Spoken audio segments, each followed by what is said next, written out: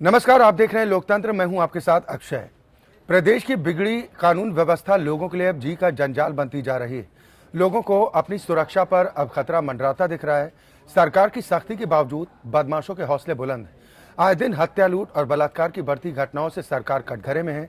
हकीकत का अंदाजा इसी बात से लगाया जा सकता है कि बीजेपी के कार्यकर्ता भी ये मानते हैं कि हालात में सुधार होने के बजाय स्थिति बदतर होती जा रही है। इलाहाबाद में हुई एक कॉन्ट्रैक्टर की हत्या के बाद योगी सरकार एक बार फिर मुस्तैदी दिखाती नजर आ रही है। मुख्यमंत्री ने एक महत्वपूर्ण बैठक की है। अधिकारियों को निर्देशित किया गया है कि अपराधियों पर कोई नरमी न बरती जाए। लेकिन सवाल इसी बात को लेकर उठ रहे हैं कि मुख्यमंत्री बार बार चेतावनी देते हैं, कड़ी कार्रवाई के निर्देश देते हैं, बजाय सुधार के स्थिति और भी बिगड़ती नजर आती है। जिसके बाद ये सवाल उठता है कि आखिर क्यों बिगड़ती कानून व्यवस्था पर लगाम नहीं लग पा रही। योगी राज में अपराधी आखिर क्यों बेलगाम होते जा रहे हैं? क्या अपराधी सरकार को खुली चुनौती दे रहे हैं? और सबसे अहम, आखिर कब पटरी पर लौटेगी कानून व्यवस्था? आज एक बार फिर हम सूबे की बिगड़ती कानून व्यवस्था पर ही चर्चा करेंगे।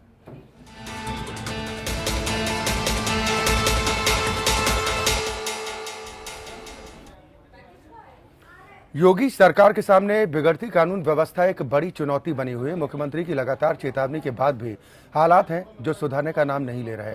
हत्या, लूट और बलात्कार की बढ़ती घटनाओं ने प्रदेश की योगी सरकार को कटघरे में खड़ा कर दिया है। मुख्यमंत्री लगातार चेतावनी देते हैं, लेकिन उसके बावजूद हालात हैं जो सुधरने का नाम नहीं ले रहे। हत्या और लूट की बलात्कार की बढ़ती घटनाओं ने सरकार के माथे पर चिंता की लकीरें खींच दी हैं। कानून व्यवस्था के बदतर होते हालात को देखते हुए मुख्यमंत्री ने आज अधिकारियों के साथ एक महत्वपूर्ण बैठक भी की है।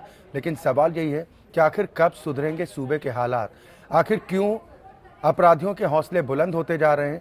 सरकार की लगातार चेतावनियों के बावजूद आखिर क्यों कानून व्यवस्था पर पटरी पर उतरती नजर नहीं आ रही है? हालांकि मुख्यमंत्री योगी आदित्यनाथ ने आज गृह विभाग के तमाम वरिष्ठ अधिकारियों के साथ एक बैठक की है, जिसमें दिशा निर्देश जारी किए गए हैं और ये कहा गया है कि अपराधी प्रवृत्ति के लोगों के साथ किसी भी तरह की कोई नरमी ना बरती जाए। आपको बता दें कि कानून व्यवस्था के मुद्दे को लेकर विपक्षी पार्टियां भी अब सरकार पर निशाना साध रही हैं। 70 दिन से ज्यादा की योगी सरकार हो चुकी है और कानून व्यवस्था उत्तर प्रदेश में एक अहम मुद्दा रहा है, लेकिन बावजूद इसके अब तक कोई सुधार देखने को नहीं मिल रहा है। आखिर कब बिगड़ी कानून व्यवस्था पटरी पर आएगी? हर कोई इसी बात का जवाब जानना चाहता है। आज हम इसी पर चर्चा करेंगे। सभी खास मेहमान जुड़ गए हैं। सबसे पहले अपने दर्शकों की मुलाकात अपने आज के मेहमानों से। लखनऊ से मेरे साथ 5 खास मेहमान हैं। दीपक मिश्रा जी हैं, आप नेता हैं समाजवादी पार्टी के। हरीश श्रीवास्तव जी प्रवक्ता हैं यूपी बीजेपी के, जो सरकार का पक्ष रखेंगे। ओंकार नाथ सिंह जी, आप प्रदेश महासचिव है कांग्रेस, बतौर प्रवक्ता हमारे साथ इस चर्चा में शामिल हैं। साथ ही पूर्व आईपीएस श्रीधर पाठक जी हमारे साथ इस चर्चा में हैं और वरिष्ठ पत्रकार प्रदीप कपूर जी भी हमारे साथ हैं। बहुत स्वागत है आप सभी मेहमानों का हमारे साथ इस कार्यक्रम में शामिल होने के लिए। शुरुआत प्रदीप कपूर जी मैं आपसे ही करना चाहूंगा। लगातार चेतावनियां, लेकिन उसके बावजूद भी कोई असर नहीं देखने को मिल रहा है, बल्कि ये कहें कि हालात और ज्यादा बिगड़ते नजर आ रहे हैं।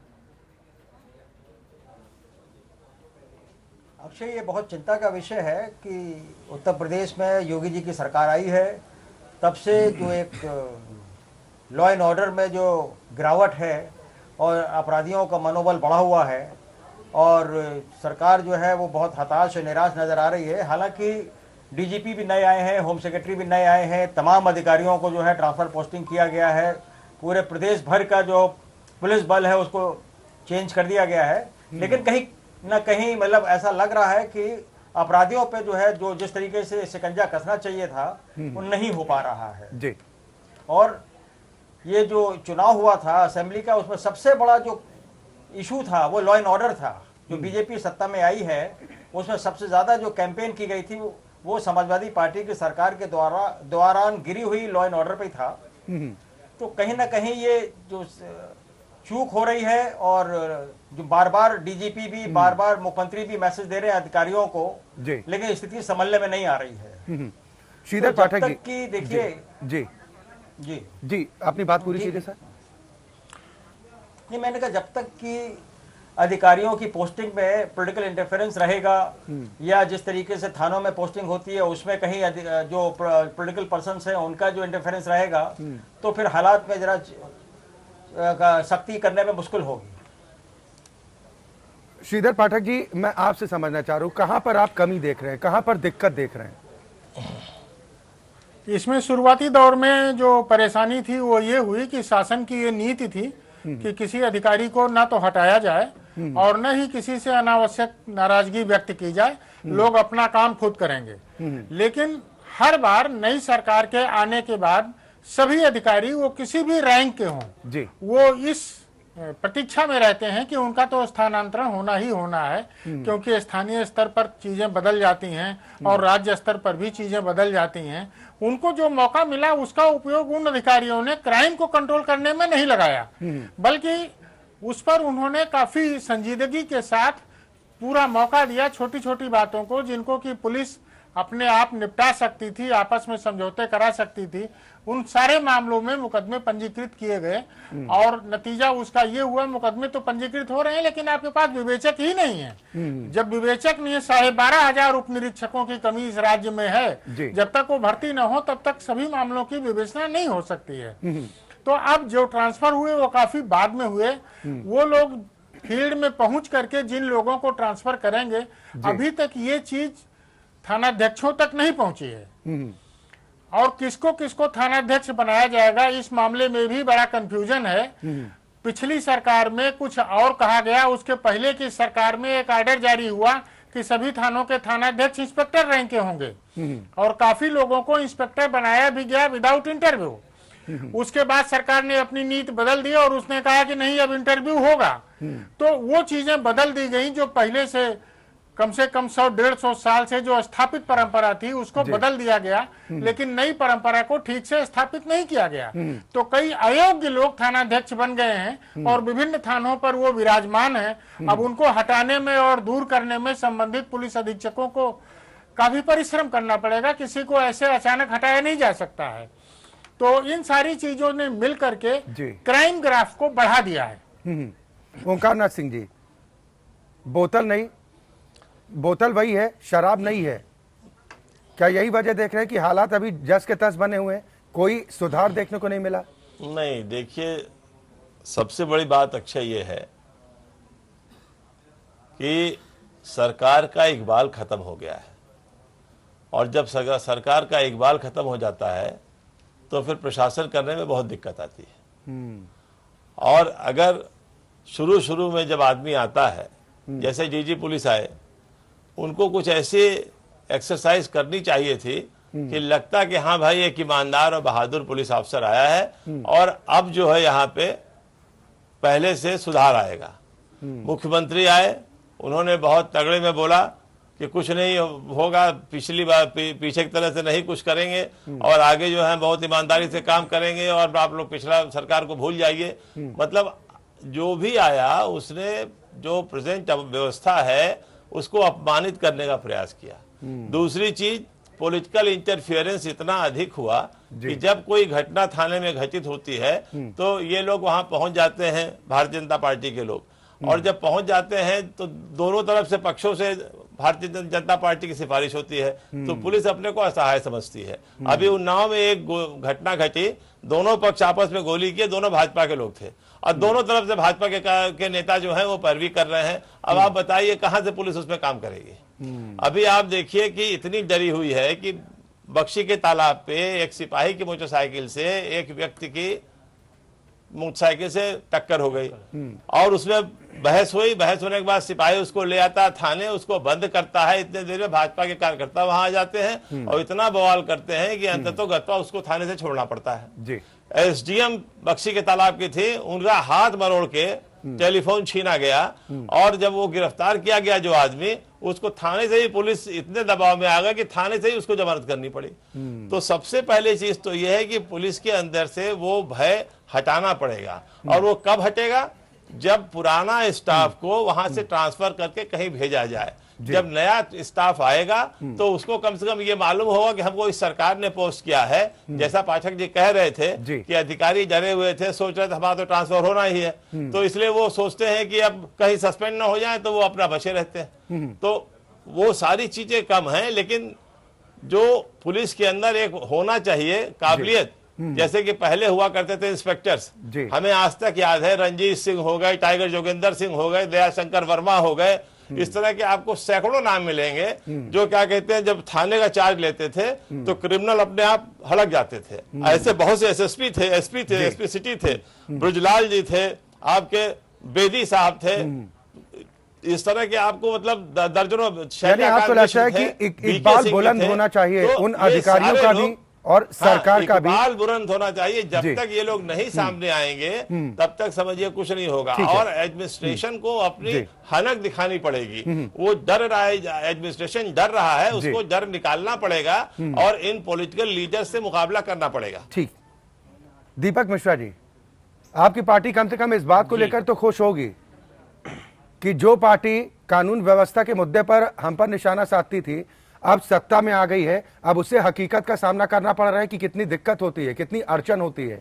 और जिस नेक्सस की बात कर रहे हैं कि एक कहीं ना कहीं अधिकारियों पर दबाव भी डालने की कोशिश की जा रही है, जो आरोप आपकी सरकार के समय भी लगते रहे हैं, क्या वही स्थिति आज भी आप देख रहे हैं, समर्थन कर रहे हैं ओंकारनाथ सिंह जी की बात का? देखिए देश और प्रदेश की स्थिति खराब हो रही है, चराग गुल हो रहे हैं, तो कोई भी पार्टी से प्रसन्न नहीं होगी या न होना चाहिए। यह शुतुरमुर्गी दृष्टिकोण वाली घुटना टेकू नीति जो है आदरणीय अजय सिंह बिष्ट और योगी आदित्यनाथ जी की सरकार का, ये महंत और मुख्यमंत्री दोनों की भूमिका द्वंद्व में फंस चुके हैं। अच्छे प्रवचन तो देते हैं लेकिन प्रवचन को मूर्त रूप नहीं दे पाते। एक अस्पताल में बलात्कार होता है, वो यही स्थापित थे, उनको अस्पताल जाना चाहिए था, दुखी व्यक्ति के पीड़ा के साथ खड़ा होना चाहिए था, ये मंदिर में पूजा करने चले गए। सच्चाई है कि करना क्या चाहते हैं। पहले दिन झाड़ू लिया, साफ किया, उसके बाद कूड़ा भी वही, झाड़ू भी वही, महंत जी भी वही, मुख्यमंत्री जी भी वही, दोबारा वो हाथ में आया नहीं। तो अधिकारी देखता है, उसको लगा कि ये काम करने के लिए तो आए नहीं है, हाँ काम के नाटक के लिए आए हैं, तो कभी योग करेंगे तो कभी उठक बैठक करेंगे, कभी तो फिर कुल मिला के काम नहीं करना। जिस काम के लिए उत्तर प्रदेश की सम्मानित जनता ने संविधान के तहत इन्हें ताकत और तनख्वाह दी है, उसी काम के प्रति यह सरकार सबसे ज्यादा उदासीन है। मुझे एक प्रश्न का उत्तर मैं आज तक नहीं समझ पाया। 70 दिन हो गए, 70 अपराधी के नाम बता दे जिनको जेल में भेजा। हाँ, 70 भाषण जरूर अच्छे आए कि अपराध मेहरबानी करके अपराधी प्रदेश छोड़ जाएं, यह मुख्यमंत्री का भाषण है। और एक मजेदार बात बताएं, हास्यास्पद लगेगी बात लेकिन है रुदनात्मक। आदरणीय मुख्यमंत्री जी पर भी मुकदमे हैं, वो भी आपराधिक। जी। प्रदेश अध्यक्ष जी पर भी मुकदमे हैं, आपराधिक। तो क्यों अपराधी डरेगा? लेकिन सर सवाल तो तब उठता है ना कि जब इन्हीं मुकदमों, इन्हीं केसों की जब बात की जाती है तो सियासी दलों की तरफ से यही प्रतिक्रिया होती है कि भाई ये राजनीति से प्रेरित हैं, इस पर हम नहीं जाते हैं। किस तरह से कानून व्यवस्था में सुधार नहीं अक्षय जी, नहीं अक्षय जी, गोविंद बल्लभ पंत जी से लेकर अखिलेश जी तक, जिसमें भाजपा के भी 3 मुख्यमंत्री शामिल हैं जी, किसी के ऊपर आपराधिक मुकदमे नहीं रहे। कोई थाने में जाके मारपीट का आरोपी नहीं रहा। अरे मुझे बताया जाए। आदरणीय दीपक जी, जिसमें आदरणीय राजनाथ सिंह जी भी मुख्यमंत्री रहे, आदरणीय कल्याण सिंह जी भी रहे। 45 मुकदमे थे, 40-45 मुकदमे आदरणीय मुलायम सिंह यादव जी पर थे। जब मुख्यमंत्री बने चर्चा कीजिए। सर दीपक मिश्रा जी, इसीलिए हम कह रहे हैं कि इन बातों को अगर हम बीच में लेकर आएंगे चर्चा के तो हम अपने मुद्दे से भटक जाएंगे। हमारा प्रयास सिर्फ ये है कि कानून व्यवस्था कैसे पटरी पर आए। सवाल ये है, आप देखिए भाषा देखिए, मुख्यमंत्री जी की भाषा देखिए, मेहरबानी करके अपराधी उत्तर प्रदेश छोड़कर चले जाएं, अपराधियों से मेहरबानी शब्द का प्रयोग चले ठीक है, एक रिपोर्ट हम दिखाएंगे, मेहरबानी शब्द का प्रयोग एक रिपोर्ट आप सभी मेहमानों को हम दिखाएंगे और उसके बाद हम अपनी चर्चा को आगे बढ़ाएंगे कि योगी सरकार के सामने बिगड़ती कानून व्यवस्था एक बड़ी चुनौती बनी हुई है। इससे आखिर कैसे निपटा जाएगा। मुख्यमंत्री की लगातार चेतावनी के बाद भी हालात हैं जो सुधरने का नाम नहीं ले रहे। हत्या, लूट और बलात्कार की बढ़ती घटनाओं ने सरकार के माथे पर भी अब चिंता की लकीरें खींच दी हैं। कानून व्यवस्था के बदतर होते हालात को देखकर मुख्यमंत्री ने आज अधिकारियों के साथ महत्वपूर्ण बैठक भी की है। लेकिन सवाल यही है कि आखिर कब सुधरेंगे सूबे के हालात। पेशेवर अपराधियों और माफियाओं की पहली पसंद सपा और बसपा बन चुकी है। ऐसे पेशेवर अपराधियों और माफियाओं को संरक्षण देकर के उनके हितों पर कुठाराघात कर रही है। आज उत्तर प्रदेश में अपराधी से नहीं डरते, पुलिस अपराधियों से डरती है कि नहीं डरती है? आजकल गुंडे और अपराधी थाने चलाते हैं। उत्तर प्रदेश इन दिनों बिगड़ी कानून व्यवस्था के दंश से जूझ रहा है। प्रचंड बहुमत के साथ सत्ता में आई योगी सरकार से उम्मीदें की जा रही थी कि योगी सरकार में अब कानून व्यवस्था पटरी पर आ जाएगी, लेकिन अफसोस सूबे का लॉ एंड ऑर्डर जस का तस बना हुआ है। हत्या, लूट और बलात्कार की घटनाएं बढ़ती जा रही हैं। कहीं जातीय संघर्ष हो रहा है तो कहीं सामूहिक बलात्कार, कहीं व्यापारियों की हत्या की जा रही है तो कहीं पुलिस ही निशाने पर आ जाती है। ये ताजा मामला संगम नगरी इलाहाबाद का है, जहां पुलिस मुख्यालय से चंद कदमों की दूरी पर हत्या की एक वारदात को अंजाम दिया गया, जिसके बाद से हड़कंप मचा हुआ है। इलाहाबाद में फिल्मी अंदाज में ताबड़तोड़ फायरिंग कर एक सिविल कॉन्ट्रैक्टर को मौत के घाट उतार दिया गया। वारदात के 24 घंटे बीतने के बाद भी हमलावरों के बारे में अभी कोई जानकारी नहीं मिल पाई। ठेकेदार पर यह हमला उस वक्त किया गया जब वो एक रेस्टोरेंट में खाना पैक कराने के बाद अपनी कार में बैठने जा रहा था। ठेकेदार धीरज सिंह पूर्व डीआईजी के बेटे थे। शहर के पौष इलाके सिविल लाइंस में पुलिस हेडक्वार्टर के नजदीक आधी रात को हुई इस वारदात के बाद से शहर भर में हड़कंप मचा है। हालांकि पुलिस दावा कर रही है कि हत्या की जांच कई एंगल से की जा रही है। उनकी ऑन स्पॉट डेथ हो गई है। हॉस्पिटल में उनको लेके गए थे पर उनको सेव नहीं किया जा सका और इस संबंध में जो है थाना सिविल लाइन पे मुकदमा दर्ज करके पुलिस आगे कार्रवाई कर रही है। पूरी घटना की हम लोग विवेचना कर रहे हैं। कई सारे बिंदु पे विवेचना हो रही है। अभी सभी लोगों के स्टेटमेंट्स भी रिकॉर्ड किए जाएंगे और उसके आधार पर जो भी तथ्य सामने आते हैं क्लूज मिलते उसके आधार पर कार्रवाई की जाएगी। सरकार कानून व्यवस्था के काबू में आने के दावे करती है, लेकिन खुद बीजेपी के ही कार्यकर्ता इस दावे को हवाई बताते नजर आए। मैं और कानून व्यवस्था में तो अभी कई जिलों में मेरा जाना होगा। आपसे भी मैं पूछना चाहता हूं, क्या जो अपराधी है वो डरा हुआ इस समय नहीं महसूस कर रहा? डरा हुआ महसूस नहीं कर रहा? अभी नहीं कर रहा? चलो ठीक है। योगी आदित्यनाथ के मुख्यमंत्री बनने के फौरन बाद इलाहाबाद में बीएसपी नेता की हत्या कर दी गई। इसके एक महीने के अंदर चित्रकूट में 4 लोगों की हत्या हुई। मई महीने के शुरू में लखनऊ में दिन दहाड़े 2 बहनों की उनके घर में हत्या की गई। कुछ दिन पहले ही बलिया में समाजवादी पार्टी के एक नेता को गोली मारी गई। मथुरा में 2 सर्राफा व्यापारियों की हत्या और लूटपाट की घटना से भी सरकार की प्रशासनिक क्षमता पर सवाल उठे।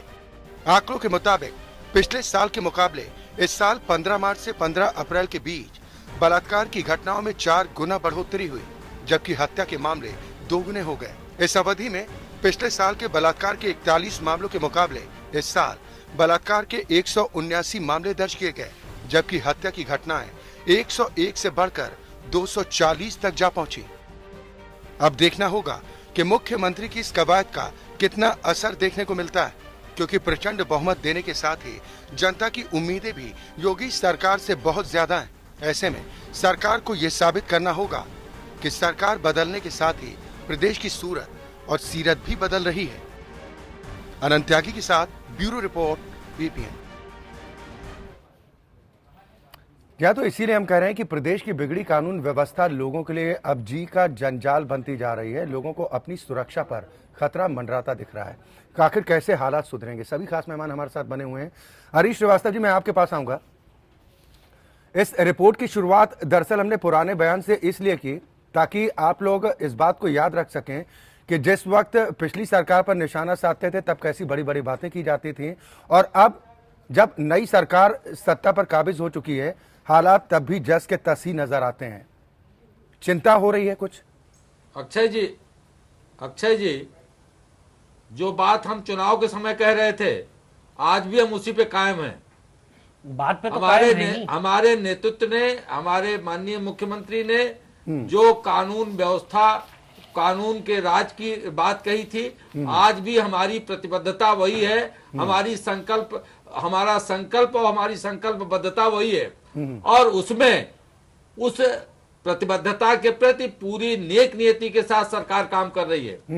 अक्षय जी, अगर आप निष्पक्ष रूप से देखेंगे, आपने रिपोर्ट तो दिखाई जी, लेकिन आपने ये नहीं बताया कि पिछली सरकार में और इस सरकार में अंतर इतना आया है कि कोई भी पीड़ित अब थाने से इस तरह से नहीं लौटता कि उसका चेहरा देख करके रिपोर्ट लिखी जा रही हो, उसको उसकी FIR न लिखी जा रही हो, उसको थाने से लौटा दिया जा रहा हो, या किसी की जात और किसी का चेहरा देख करके उसको जेल के शिक्षों पे पीछे भेजा जा रहा हो। आज कहीं कोई अपराध हो रहा है, उसके खिलाफ अपराधी के खिलाफ तत्काल कार्रवाई हो रही है। सर, हम नियत पर सवाल नहीं उठा रहे हैं, हम सरकार की मंशा पर सवाल नहीं खड़े कर रहे हैं। हम इस बात का जवाब जानना चाहते हैं कि अगर पूरी बात अगर कार्रवाई हो रही है तो लगाम तो कुछ कसनी चाहिए ना सर। अक्षय जी पूरी बात आने दीजिए, आपको वो जो विषय आप चाहते हैं मैं आ रहा हूं उस विषय पे। तो ये बात जो आपने कहा कि आपको याद रहनी चाहिए, आपको चिंता नहीं होती, चिंता सबको होती कहीं आपराधिक घटना घटती है। माननीय मुख्यमंत्री जी बहुत स्पष्ट उनका पुलिस बल को, प्रशासनिक अधिकारियों को निर्देश है, और उन्होंने ये माननीय मुख्यमंत्री जी की, भारतीय जनता पार्टी नेतृत्व और सरकार की नेक नीति है कि एक बहुत ईमानदार छपके आदमी को पुलिस के मुखिया के रूप में नियुक्त किया, उसको पुलिस बल का कमांड और कंट्रोल दिया। और श्रीधर पाठक जी, आदरणीय श्रीधर पाठक जी बैठे हैं, ये इनके साथ के बहुत सारे लोग इन अफसरान होंगे, ये बताएंगे कि क्या कोई आज भी कोई पुलिस के स्थानांतरण में और पोस्टिंग में और उसमें कोई राजनीतिक हस्तक्षेप हो रहा है। ये बात अवश्य है पाठक जी की। एक बात से मैं हरीश श्रीवास्तव जी, मेरा सवाल सिर्फ इतना है, नहीं आम लोग ये नहीं जानते कि सरकार क्या कदम उठा रही है। आप अधिकारियों के साथ बैठक कर रहे हैं, नहीं कर रहे हैं, क्या दिशा निर्देश जारी कर रहे हैं, इन सब से आम जनता ज्यादा ताल्लुक नहीं रखती है। उसका सिर्फ ये मानना होता है कि अपराधों पर अंकुश कितना लग रहा है, अगर वो घर से बाहर निकल रहा है तो क्या वो सुरक्षित है, नहीं है। बस इस बात का जवाब चाह रही है जनता। आपकी बात आपकी बात सही है, और सरकार उसी दिशा में काम कर रही है कि ये अपराधी जितने भी हैं जो समाजवादी पार्टी के 5 साल के कार्यकाल में पूरी तरह स्वच्छंद हो गए थे और पुलिस बल का भी स्वभाव शिथिल हो गया था, वो पूरी तरह से पुलिस मुस्तैद हो, पूरी तरह से चुस्त दुरुस्त हो और अपराधी कानून के भय से जेल के अंदर चले जाए, कानून के शिकंजे में आ जाए। सरकार का प्रयास ये है और सरकार उस दिशा में बहुत तेजी के साथ काम कर रही है। घटनाएं जो घटती हैं निश्चित रूप से वो चिंताजनक है, और सरकार को, जैसा आपने देखा कि आज इलाहाबाद की घटना के बाद तत्काल बाद माननीय मुख्यमंत्री जी ने अधिकारियों की बैठक बुलाई। जो मशीनरी है, जो पुलिस विभाग है, जो मशीनरी है, उसी मशीनरी के माध्यम से, उसी मशीनरी को तो हमको एक्टिवाइज करके और इस पे कानून व्यवस्था पे नियंत्रण करना है। सरकार की मंशा ये जरूर थी कि हम, जैसा कि हमने कहा था कि हम बिना भेदभाव के गवर्नेंस को ठीक करेंगे, और सरकार ने उसी मंशा के साथ काम किया। लेकिन जो लोग थानों में तैनात थे, जो लोग जिलों में तैनात थे, उनका स्वभाव नहीं बदला, क्योंकि 5 साल का उनका एक जो उनका स्वभाव बन गया था कि केवल वो थैली भरने में लगे रहे थे, उस स्वभाव से वो अलग नहीं हट पाए, जिसके कारण वो अपराधियों पे नियंत्रण करने की तरफ वो काम नहीं कर पाए, जैसा पाठक जी कह रहे थे। निश्चित रूप से अधिकारियों की शिथिलता और पुलिस बल की शिथिलता थी, लेकिन यही पुलिस बल है जिन्हें अपराधियों को पूरी तरह से नियंत्रित करके और जेल में डालेगा, और जहां जहां भी अपराध हुए उन पे कार्रवाई तत्काल सुनिश्चित हुई। अभी मिश्रा जी कह रहे थे वो अस्पताल में रेप की बात, उसमें अब आया है नहीं हो कि उस महिला ने कहा कि हमारे साथ रेप नहीं हुआ। तो इस तरह की भी बहुत सारी स्टोरी जा रही हैं कि जिसमें बता तो दिया रेप हुआ, क्या जेवर कांड की बात है। अगर इस तरह की कोई स्थिति आती है तो ये बचाव के लिए इस तरह की दलीलें तो बचाव की बात नहीं। हम अक्षय जी बचाव के लिए नहीं, जो वास्तविकता है वो बात कह रहा हूं। एक चीज जो आपने और स्वीकार की है हरीश श्रीवास्तव, एक बात जो अभी आपने स्वीकार की है कि अधिकारी अभी भी शिथिल बने हुए हैं, श्रीधर पाठक जी, तो भरोसा कैसे करें।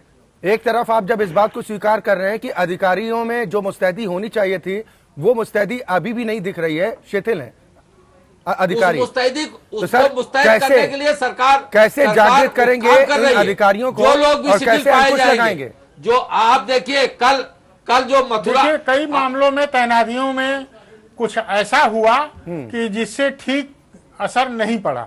एक व्यक्ति मुजफ्फरनगर का एसपी किसी समय बनाया गया जी। और उसी सरकार में यह पाया गया कि इनका काम ठीक नहीं है, उनको निलंबित कर दिया गया। ठीक है।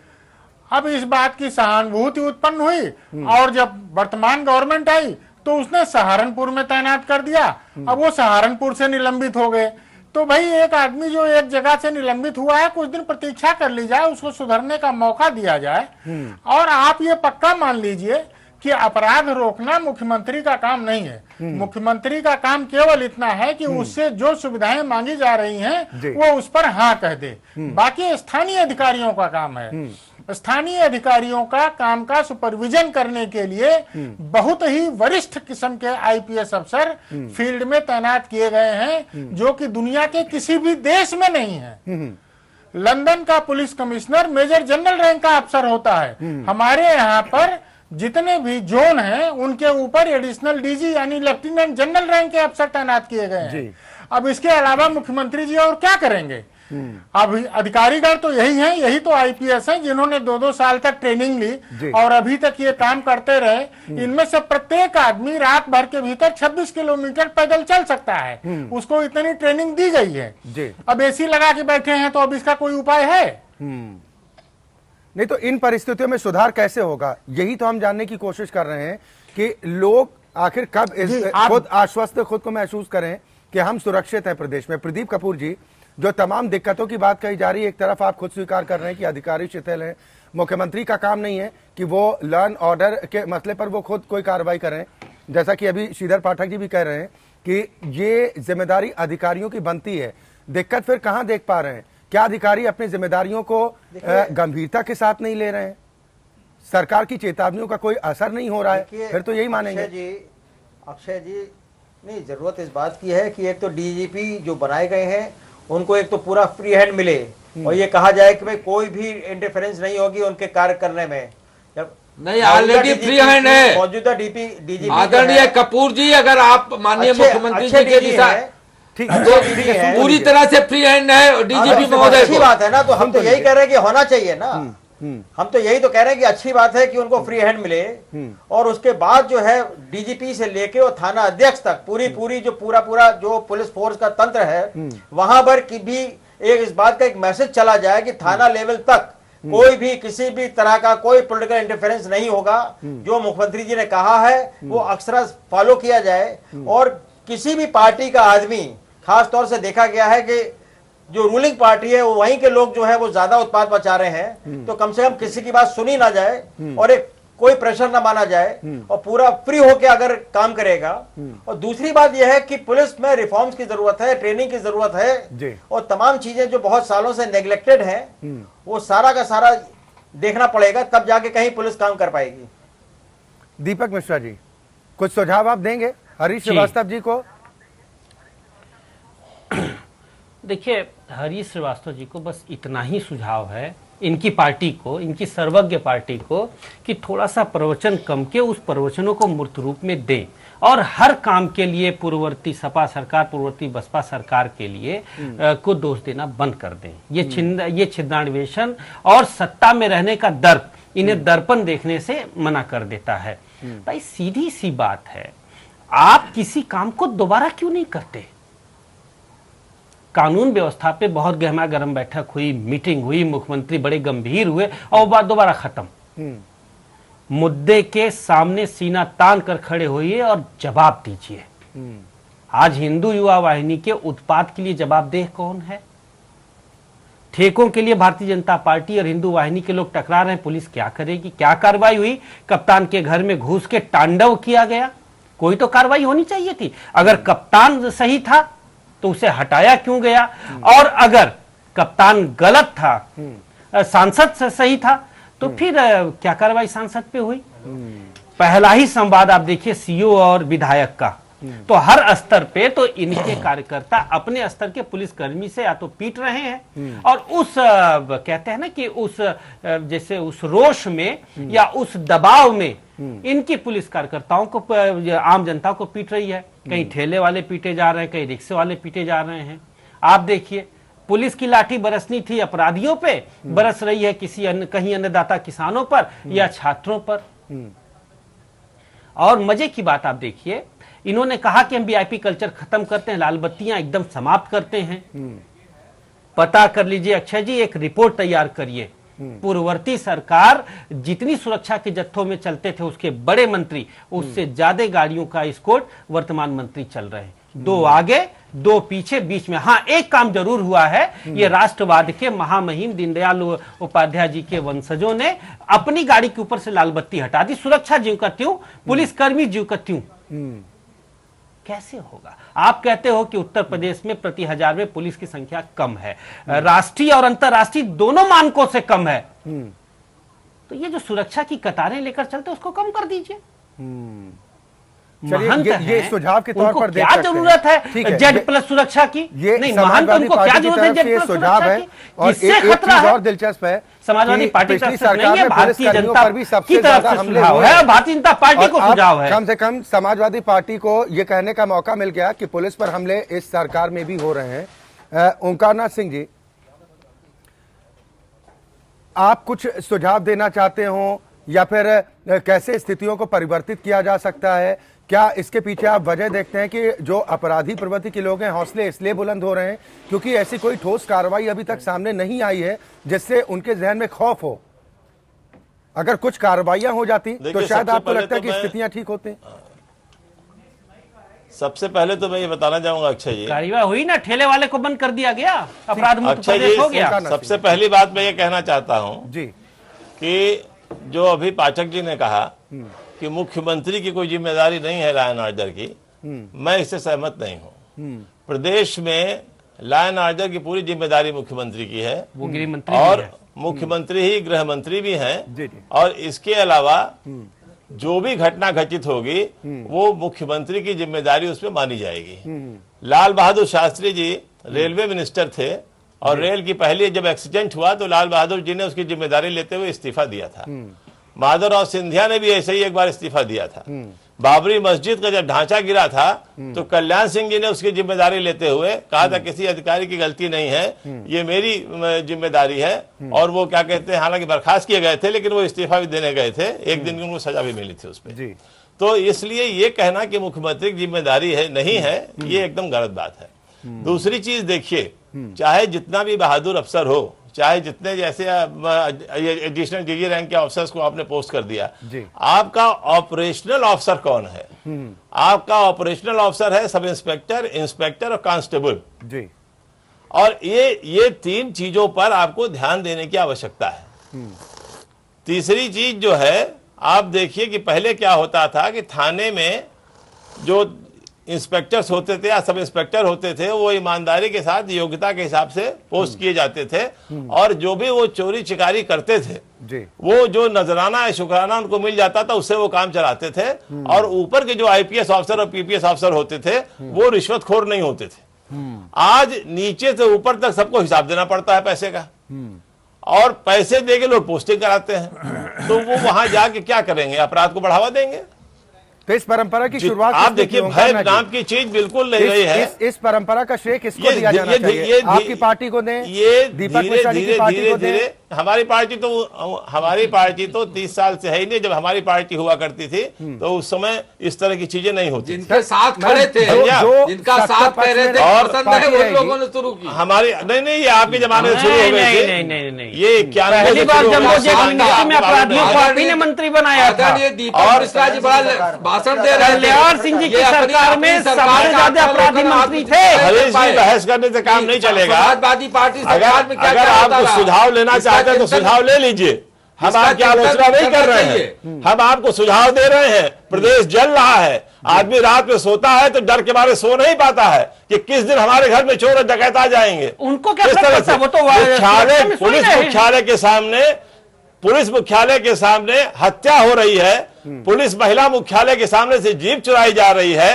आप बताइए, केजीएमयू यूनिवर्सिटी के अंदर चौकीदार जो है वो रेप या बलात्कार या जो भी छिनैती कर रहा है। आप समझिए इस तरह की हरकतें हो रही हैं, डर खत्म हो चुका है और आप कह रहे हैं, आप बहस कर रहे हैं उसके अंदर। आप कुछ उसमें सुझाव लीजिए, कुछ उसमें बात कीजिए। आप याद कीजिए ब्रजलाल जब एसपी हुआ करते थे, यहाँ पर किसी की हिम्मत नहीं पड़ती थी। एसएन सिंह हुआ करते थे, हिम्मत नहीं पड़ती थी। महमूद भट्ट कलेक्टर हुआ करते थे, उन्होंने चीफ मिनिस्टर को मना कर दिया था कि साहब अभी हम आपको परमिशन नहीं देते हैं, यहाँ पर प्लान आर्डर ठीक नहीं है। अब देखने आज है किसी की हिम्मत? और उसके पीछे जो जिम्मेदारी की बात हो रही है कि जिम्मेदारी इसलिए किसकी है? सिफारिशी लोग अगर जा रहे हैं। आदतें बिगाड़ी गई हैं तो सिफारिशी इसका लोग जा श्रेय रहे हैं। भी हमारे माननीयों को जाता है और जो पार्टी सत्ता पक्ष और अगर बनती है मुख्यमंत्री उसको वो जाता है। नहीं पकड़ पा रहे हैं तो उनको इस्तीफा दे देना चाहिए। डीजी पुलिस नहीं कर पा रहे हैं कंट्रोल, तो उनको हटा देना चाहिए। ईमानदार अफसर क्या मतलब होता है? आप ईमानदार हो, कोई काम न करें। नहीं तो क्या उम्मीद करेंगे? पिछली सरकार में ओंकार नाथ सिंह जी तकरीबन 6 से 7 डीजीपी बदले गए थे 5 साल के कार्यकाल के दौरान, तब कोई सुधार नहीं हुआ। तो अब डीजीपी बदलने से क्या हो जाएगा? भाई आप उस पर कुछ लगाम तो कसिए, कोई बात तो कीजिए उसके अंदर। क्यों ये मई के अंदर आपने अभी आंकड़े दिए हैं, मई के अंदर 113 रेप के केस हुए हैं। अभी आप ही के यहाँ वो दिखाया जा रहा था, सर, बिल्कुल ओंकार नाथ सिंह जी, जो आंकड़े हैं, मेरठ में जो मौर्या आंकड़े हैं साहब वो बोल सभी रहे के लिए थे, चिंता का विषय है मेरठ में सर। मौर्या साहब जो बोल रहे थे, आप जानते हैं क्यों हंस रहे थे वो? आप क्यों हंस रहे थे? आपकी इसी वीडियो फुटेज में दिखाया जा रहा था। उन्होंने जब पूछा वहां जनता से कि अब पहले की अवस्था में डर आपका खत्म हुआ, लॉ एंड ऑर्डर सुधार हुआ, आवाज आई भीड़ से, नहीं, उससे भी खराब स्थिति है। अरे पहले ये तो कहा गया वहां पे। सर इसीलिए आज हम फिर इस बहस को चर्चा में लेकर आए हैं। हो गया। ओंकार नाथ सिंह जी, दीपक मिश्रा जी, कल भी हमने उत्तर प्रदेश की बिगड़ी कानून व्यवस्था पर चर्चा की थी। हालात सुधर नहीं रहे हैं, गंभीर इतना होता जा रहा है ये विषय, इसलिए आज भी हम इस बहस को लेकर आए, मजबूर होना पड़ा ताकि इस पर कुछ सुधार हो पाए। अच्छा जी, आपको हरीश श्रीवास्तव जी, जो हम आंकड़े दे रहे हैं, जो आंकड़े हम सामने रख रहे हैं, वो परेशानी बढ़ाने वाले हैं सभी के लिए। सरकार की परेशानी ज्यादा बढ़नी चाहिए, क्योंकि जो आंकड़े हमने दिए 15 मार्च से 15 अप्रैल तक, हरीश जी, ये आंकड़े चिंता में डालते हैं। अक्षय जी, सर, बलात्कार के मामलों में कोई भी अपराध तकरीबन 4 गुना वृद्धि, हत्या के मामलों में तकरीबन 2 गुने से ज्यादा वृद्धि, ये चिंता का विषय है। लेकिन अक्षय जी, आप ये भी तो देखिए कि कोई भी ऐसा मामला नहीं जिसमें अपराधियों को जेल में भेजा गया हो, अपराधी पकड़े न गए हों। इक्का दुक्का की मैं मामलों की बात नहीं करता, लेकिन सभी मामलों में तात्कालिक कार्रवाई हुई है। और वो चाहे रामपुर का घटना हो, चाहे वो जेवर की घटना हो, चाहे जितनी भी घटनाएं हैं, सरकार ने तुरंत एक्शन लिया है। और जहां भी कोई शिथिलता पाई गई है, जहां भी कोई उन अधिकारियों के खिलाफ सहारनपुर एसपी के बंगले में सर, जो वादा किया था दीपक मिश्रा जी, जो वादा हरीश श्रीवास्तव जी किया था योगी जी ने कि हम सत्ता में आते ही, बीजेपी के राष्ट्रीय अध्यक्ष ने वादा किया था कि अगर बीजेपी की हमारी सरकार यूपी में बनती है, सारे गुंडा मवाली 40 से 45 दिन के भीतर सलाखों के पीछे होंगे। तकरीबन 3 महीने का वक्त होने जा रहा है, कितने लोगों को आपने भेज दिया? अक्षय जी, ठीक है, वो 45 दिन में हम नहीं कर पाए, लेकिन पूरी तरह से उस दिशा में सरकार काम कर रही है कि जितने गुंडे मवाली माफिया हैं, ये सब जेल के अंदर हो। नहीं, आज जो जानकारियां हैं, आज जो जानकारी मिली है कि मुख्यमंत्री जी ने ये बैठक में अधिकारियों से कहा है कि जो भी अपराधी प्रवृत्ति के लोग हैं उन पर शिकंजा कसा जाए, जिन पर अपराध दर्ज हैं और वो फरार चल रहे हैं उनको सलाखों के पीछे भेजा जाए। इस तरह की जानकारी है कि बैठक में आज ये निर्देश दिए गए। ये काम पहले किया जा सकता था। देखिए पहले भी अक्षय जी बार-बार माननीय मुख्यमंत्री जी ने कहा है, अक्षय जी, बिना भेदभाव के कोई भी अपराधी हो, चाहे आम हो चाहे खास हो, सबके खिलाफ कार्रवाई करने का स्पष्ट दिशा निर्देश माननीय मुख्यमंत्री जी का है। नहीं, फिर दबाव कहाँ? दीपक मिश्रा जी, फिर दबाव कहाँ देख रहे हैं? अगर मुख्यमंत्री स्पष्ट निर्देश दे रहे हैं, हम बार बार कह रहे हैं, हम ये बार बार कह रहे हैं कि हम सरकार की नीयत पर सवाल नहीं उठा रहे हैं, लेकिन अगर स्थितियां परिवर्तित नहीं होती हैं तो सरकार को जिम्मेदारी लेनी चाहिए। दीपक मिश्रा जी, देखिए अक्षय जी, एक बार पंडित नेहरू से अच्छा वक्ता अभी तक कोई हिंदुस्तान में हुआ नहीं, ये ध्रुव सत्य है। बहुत बड़े जानकार थे। पंडित नेहरू की आलोचना करते हुए दीनदयाल जी ने ये बात कही थी, भारतीय जनता पार्टी के ही जिनको अपना वो आदर्श और मेंटर मानते हैं, उन्होंने कही थी कि सरकार को अच्छे भाषण से ज्यादा अच्छा है कि एक अच्छा उदाहरण प्रस्तुत करे। ये 1000 मीटिंग करे और 1000 शब्दों में बहुत अच्छी बातें 1000 तौर तरीके से कहें, उससे ज्यादा अच्छा है कि एक उदाहरण दे दें। जब सहारनपुर एसपी बंगले में जो उपद्रवी थे, गुंडे थे, वो चाहे जो भी रहे हो, जो जिस रंग का वो गमछा डाले हो, भगवा डाले हो, हरा डाले हो, नीला डाले हो, वही कार्रवाई कठोर कर देते। जब इनके विधायक और सीओ में झगड़ा हुआ, झगड़ा होना ही मतलब कोई ना कोई एक गलत है, जो भी गलत था प्रशासन का सीओ या शासन का विधायक उठा के जेल भेज देते। आप देखते अपराधियों को यह कहना कि महोदय, मान्यवर, श्रीमंतों, मेहरबानी करके प्रदेश छोड़ दीजिए, ये क्या है? कार्रवाई कठोर करिए। अभी तक 3 कार्रवाई को श्रीमंत बनाने का काम समाजवादी पार्टी ने किया। सब जानते हैं कि जंबो मिनिस्ट्री कल्याण सिंह जी ने बनाई थी और प्रचंड बहुमत अगर जनता ने दिया है, चलिए हम निकृष्ट पार्टी नहीं थे, किया। चलिए मान लेते हैं कि समाजवादी पार्टी की सरकार निकृष्ट थी।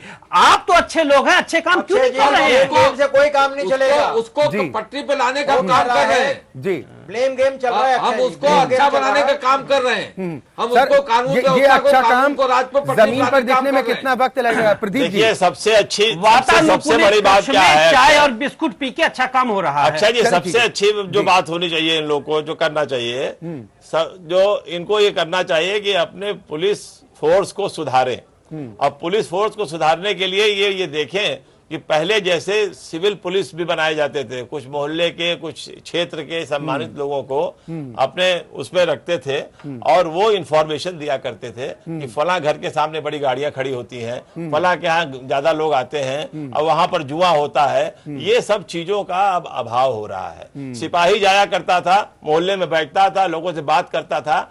आज नई नई कॉलोनीज बन गई हैं। जो भी स्टेशन ऑफिसर होता है किसी भी कॉलोनी में, किसी भी घर पे नहीं जाता है नमस्कार करने कि एक कप चाय वहां पी ले, ताकि उसको पता लगे मोहल्ले की क्या हालत है। क्योंकि वो समझता है ये तो ऑफिसर्स लोगों के मकान है, इसमें घुसेंगे तो हमको बेइज्जती महसूस होगी, तो लिहाजा वहां जाता ही नहीं है। अगर वो इतना फैमिलियर नहीं होगा उन क्षेत्रों से, तब तक नहीं कुछ हो सकता। दूसरे, इनको चाहिए कि जैसे पहले जब युद्ध हो रहा था तो उसमें रात में कमेटीज बनाई गई थी और वो रात में घूमते थे मोहल्ले के लोग।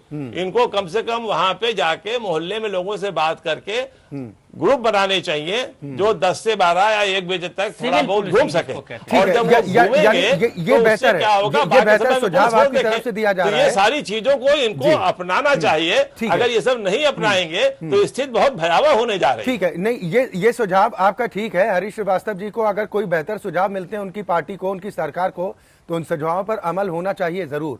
प्रदीप कपूर जी, लेकिन इससे ये सवाल भी उठते हैं कि या तो पुलिस अधिकारियों पर, पुलिस कर्मचारियों पर दबाव ज्यादा होता है या फिर वो अपनी जेबें भरने में व्यस्त रहते हैं। यही वजह कि खुफिया तंत्र उनका खुद का कमजोर होता है और इस तरह की वारदातें बढ़ती हैं।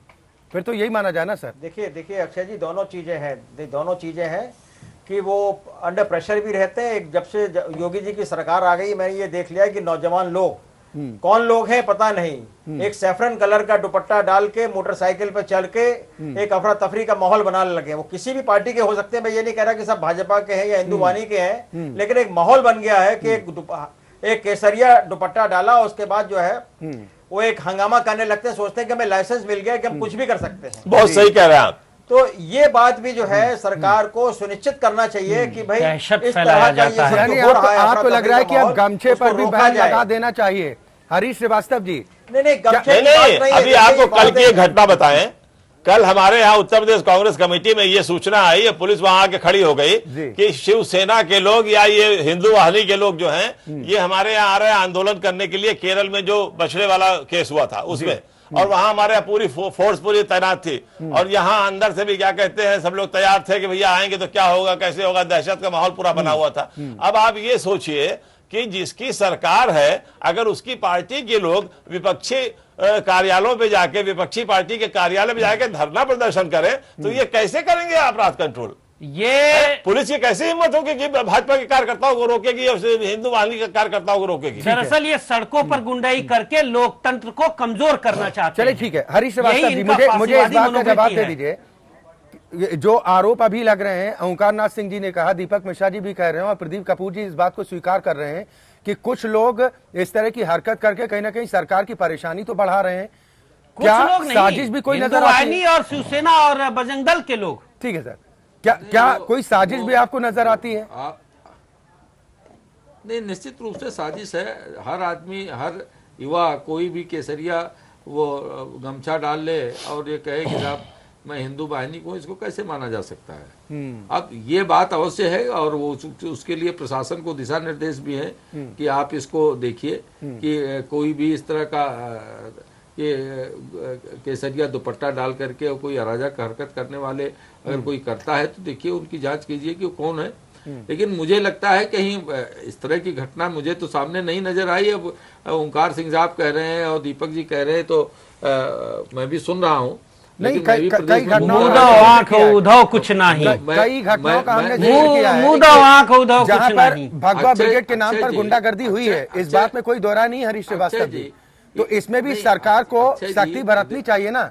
ये भी बात सही है कि मुख्यमंत्री ने इस बात को लेकर निर्देश दिया कि चाहे कोई भी हो, आम हो खास हो, कानून को अगर हाथ में लेता है तो एक्शन होना चाहिए, वो नजीर भी तो दिखनी चाहिए। हाँ बिल्कुल, मैं हाँ नहीं, वो आम हो खास हो, कोई भी आपराधिक घटना में लिप्त होता है उसके खिलाफ एक्शन होना चाहिए। लेकिन इक्का दुक्का कहीं घटना, कहीं कोई गमछा डाल के किसी उसमें अराजक उसमें कृत्य में मिल गया तो आप ये कह दें कि पूरे प्रदेश भर में हो रहा है। ऐसा तो नहीं है। लोगों पर डंडा चलाइए, अंदर कीजिए उन्हें। रहता हूँ जो सरकार की छवि खराब कर रहे हैं, भगवा के नाम पर जो भ्रम उसके लिए स्पष्ट दिशा निर्देश है, उसके लिए स्पष्ट दिशा निर्देश है। किसको है? किसी को, सरकार को, पूरी पुलिस प्रशासन को, कितने गए जेल में, प्रशासन को, ये आप पता कीजिए ना, ये आप पता कीजिए कितने गए जेल में। लेकिन स्पष्ट दिशा निर्देश है प्रशासन को, शासन के अधिकारियों को कि इस तरह की कोई भी आपराधिक घटना में लिप्त पाया जाता है, चाहे वो आम हो चाहे खास हो, सभी को जेल के सीटे के पीछे करिए। ठीक है श्रीधर पाठक जी, इस तरह की बात के भ्रामक कहना कि हर जगह इस तरह का हो रहा है, ये बात गलत है। नहीं, तमाम जगहों से इस तरह की खबरें आई, हमने उन खबरों को दिखाया भी। ये सरकार की जिम्मेदारी बनती है, दो चार ऐसे लोगों पर भी शिकंजा कसना चाहिए जो सरकार को बदनाम कर रहे हैं। और आप भी कह रहे हैं कि कुछ गलत किया अक्षय जी आपने दिखा के। सर हम आईना है सर, आप लोग अपनी शक्ल देख के डर जाते हैं, इसमें हमारा कोई गुनाह नहीं है। गलत किया, आदरणीय हरीश जी का बस चले तो उसमें भी बैन लगा दे। सर मैं ये जानना चाहता हूं कि हमने तो ये सुना है कि पुलिस का इकबाल इतना बुलंद होता है कि अगर एक पुलिसकर्मी चाह ले, एक जवान चाह ले, तो कोई चोर मंदिर से एक चप्पल की चोरी तक नहीं कर सकता। हत्याएं हो रही हैं, जातीय संघर्ष हो रहे हैं, लूट हो रही है, बलात्कार की घटनाएं हो रही हैं, फिर इकबाल को हम कहां से बुलंद माने? नहीं, आप बिल्कुल सही कह रहे हैं। ये कभी हुआ करता था लेकिन अब नहीं है। लेकिन जब ये हुआ करता था तब उसी तरह के सिपाही थे। सिपाही की भर्ती एसपी करता था। अब सिपाही की भर्ती कौन करता है? भगवान करते हैं या भगवान की भगवती करती है, पता नहीं कौन। कोई भी एसपी सक्षम नहीं है कि वो किसी योग्य व्यक्ति को सिपाही बना सके जी।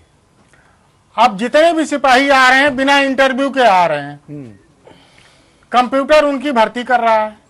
तो जब हत्या हो तो अपना कंप्यूटर उस मुलजिम को पकड़ेगा, सिपाही अपना उसकी लिखा पढ़ी कर देगा। आपने एसपी का अधिकार छीन लिया, एसपी ने अपना कंधा डाल दिया। ये साफ सुथरी बात है, अत्यंत नंगा सच है। और इसको जो लोग नहीं समझ रहे हैं उन्हें शासन करने का कोई अधिकार नहीं है। इसमें लीपा पोती करने से कोई फायदा नहीं है। उत्तर प्रदेश में 12,500 सब इंस्पेक्टर, 2 लाख सिपाही के पद खाली हैं। इनकी भर्ती करने में पता नहीं अभी क्या होगा। अभी तो एक हलफनामा आया है कि 30,000 सिपाही हर साल भर्ती करेंगे। भर्ती करने के बाद ट्रेनिंग होगी, ट्रेनिंग के बाद फिर पता नहीं कहां जाएंगे। और पुलिस भी यहाँ पर कोई एक किस्म की नहीं है। इंटरनेशनल स्टैंडर्ड ये है कि 1 लाख की जनसंख्या पर 226 सिपाही होना चाहिए। हमारी उत्तर प्रदेश सरकार का कहना है कि सिटी में 50,000 की जनसंख्या पर 1 थाना होना चाहिए। यानी एक थाने पर 113 सिपाही होना चाहिए। आपने कोई ऐसा थाना देखा जहां 113 सिपाही हो? कोई ऐसा थाना देखा जहां 50 सिपाही हो? कोई ऐसा थाना देखा जहां आपको 5 सिपाही एक साथ मिल जाए? हजरतगंज का नाम ले रहा हूं। हजरतगंज और कानपुर 2 कोतवालियां हैं जिनमें सिपाहियों की पर्याप्त मात्रा में मंजूरी है। और ये मंजूरी आज की नहीं, बड़ी पुरानी है। 300 सिपाही हजरतगंज थाने मंजूर हैं। आपको कहीं दिखाई दिए? एक आध छाया वाया कोई दिखाई दी 10-20 की? कहीं नहीं दिखाई देगा। तो ये हो क्या रहा है? ये आज की समस्या नहीं है, ये बड़े लंबे समय से समस्या आ रही है। और ये भोगना अंत में जनता को है और जनता के साथ साथ उनको भी है जो इस सब में शामिल रहे हैं, और उनको भी है जो सत्ता में हैं या कल सत्ता में रहेंगे या जहां भी आएंगे जाएंगे, ये सब जब तक भर्ती वर्ती होती रहेगी तब तक मेरा कहना है कि एक सरकार ने ये आदेश जारी किया कि सभी थानों के थानाध्यक्ष इंस्पेक्टर रैंक के अफसर होंगे। जी। एक आदमी जब डायरेक्ट रिक्रूट होता है सब इंस्पेक्टर 24-25 साल में, उसको इंस्पेक्टर होते होते 42 साल की उम्र हो जाती है और उस इंस्पेक्टर को चार्ज पाने में 45वां साल लग जाता है। 45वां साल केजीएमसी का फिट आयु है कि इसमें शुगर हो जाता है। जी। तो एक शुगर का रोगी और हाई ब्लड प्रेशर की दवा खाने वाला इंस्पेक्टर और उसके बाद अपना रोज रोज कार्डियोलॉजी में दिखाने वाला, वो क्या क्राइम कंट्रोल करेगा? और कुछ कहना बाकी है? जी, श्रीधर पाठक जी ने जो तमाम बातें बहुत सही कही कहा हैं, पाठक जी, बहुत हरीश श्रीवास्तव जी, ये दर्द आप लोग भी महसूस कर रहे हैं क्या, जो श्रीधर पाठक जी बता रहे हैं? नहीं अक्षय जी पाठक जी ने जो बात रखी वो वास्तविकता है, लेकिन ये तो पिछली सरकार ये कई सरकार। आप मुझे बताइए कि एक दिन में हो सकता है क्या? ये 2 लाख सिपाही एक दिन में भर्ती हो सकते हैं क्या? श्रीधर पाठक जी आपकी सरकार को जिम्मेदार नहीं कह रहे हैं, वो कह रहे भर्ती हो सकती हैं है ये अव्यवस्था पिछले कई वर्षों से चली आ रही है। जो 5 साल तक काम करके विदा हो गई, वो उनकी जिम्मेदारी नहीं थी क्या? आप चाहते हैं कि 2 महीने में हम 2 लाख सिपाही भर्ती कर देंगे, ये संभव है क्या? तो सारी बात की सारी जिम्मेदारी जो है वो ठीक है, सरकार है हमारी, तो हम उसको ओन करते हैं, कानून व्यवस्था हमारी जिम्मेदारी है, हम उसको ओन करते हैं। हम ये भी ओन करते हैं कि हमने वादा किया है कि हम कानून का राज स्थापित करेंगे और उसके लिए हम कटिबद्ध हैं और प्रतिबद्ध हैं। ठीक है, प्रदीप कपूर जी एक फाइनल कमेंट सर, चर्चा को विराम देने का वक्त है। आप कितना बदलाव की एक दिन में आप आहट महसूस कर रहे हैं? हम बार बार ये कह रहे हैं कि हम सरकार की नीयत पर सवाल नहीं उठा रहे हैं, लेकिन कहां कमी रह जा रही है, क्यों व्यवस्थाएं ठीक नहीं हो पा रही? हम बता रहे हैं व्यवस्था ठीक नहीं हो पा रही है, पुलिस में रिफॉर्म्स की बहुत जरूरत है। और जो बातें श्रीधर पाठक जी ने कही है वो बहुत चिंता का विषय है। योगी जी की सरकार को इन तमाम पहलुओं को सोचकर पुलिस व्यवस्था में जो है ठीक सुधार लाना चाहिए और साथ में ये भी होना चाहिए कि भाई पुलिस व्यवस्था में कहीं कोई हस्तक्षेप बर्दाश्त नहीं किया जाएगा। मैं एक बात कहना चाहता हूँ सर, पुलिस में फोर्स की कमी है, वो एक अपनी अलग बात है, लेकिन आप ये देखिए अभी 2 साल पहले एक डीके चौधरी डीआईजी हुआ करते थे लखनऊ में, एक ठेले वाले ने गलत जगह ठेला लगाया था, उन्होंने उससे कहा इसको हटा लो, वो हटा नहीं रहा था डीआईजी के सामने, और डीआईजी ने डराने के लिए उसके सामने हाथ उसके ऊपर चलाने की कोशिश की, उसका इतना प्रचार हुआ कि शाम तक डीआईजी साहब सस्पेंड हो गए। अभी इसी सरकार में एक थानेदार ने रिक्शे वाले को कहा रिक्शा हटाने के लिए, उसने नहीं हटाया तो उसको मारा, उसने 2 झापड़ और पकड़ के ले गया थाने में बंद करने के लिए। उसका इतना प्रचार हुआ कि शाम तक दरोगा जी जो है लाइन हाजिर हो गए। तो सवाल ये सरकार को सख्त होना पड़ेगा और भय बिन होत न प्रीत।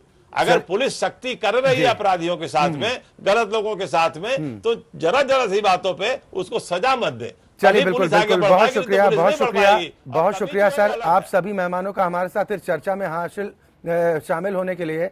और जो सुझाव भी आपने दिए हैं, उम्मीद करते हैं कि सरकार उन सुझावों पर भी अमल करे और कम से कम ऐसे लोगों पर कड़ी कार्रवाई करके एक मिसाल भी कायम की जाए कि कानून व्यवस्था पर जो भी हाथ उठाने की कोशिश करेगा, कानून व्यवस्था को अगर पटरी से बिगाड़ने की कोशिश करेगा, तो ऐसे लोगों के खिलाफ सख्त कार्रवाई होगी, ऐसे लोगों को बख्शा नहीं जाएगा।